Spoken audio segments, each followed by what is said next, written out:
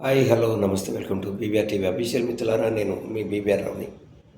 గుండెకు సంబంధించిన హాని కలిగించే అలవాట్ల గురించి మనకు చాలా అవగాహన ఉంది అనుకుంటాం. కానీ గుండెకు హాని కలిగించే మనకు తెలియని అంశాలు కొన్ని ఉన్నాయి. నిజంగా అవైతే మనకు తెలీదు.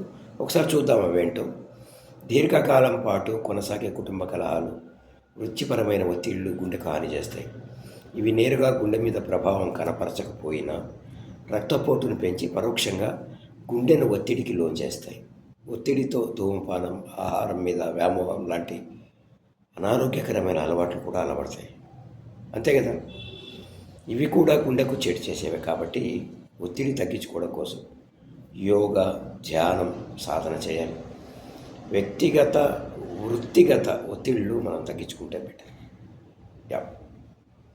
అలాగే నిద్ర లోపించడం, కంటి నిండా నిద్ర పోకపోవడం, ఈ రెండు జీవ గడియారాన్ని అస్తవ్యస్తం చేసి రక్తపోటును పెంచి ఊబకాయానికి దారితీస్తాయి. దీర్ఘకాలంలో ఈ పరిస్థితి గుండె మీద దుష్ప్రభావాన్ని కనపరుస్తుంది. కాబట్టి ఖచ్చితమైన నిద్ర వేళలు పాటిస్తూ నిద్రకు 2 గంటల ముందు ఫోన్లు, టీవీలకు దూరం పెట్టాలి. నిజం, మనం పడుకునేంతవరకు కూడా ఫోన్ చూస్తూ ఉంటాం. అది చాలా తప్పు. పడగదిని సౌకర్యవంతంగా చీకటిగా ఉంచుకోవాలి. నిద్రాభంగం కలిగించే అంశాలేవి పడగదిలో లేకుండా చూసుకోవాలి.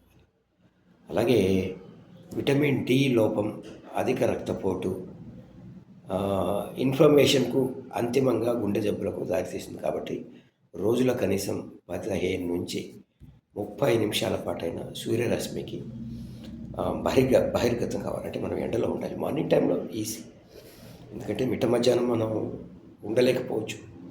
మార్నింగ్ టైంలో ఒక అరగంట సేపు ఎండలో ఉండడం చాలా మంచిది.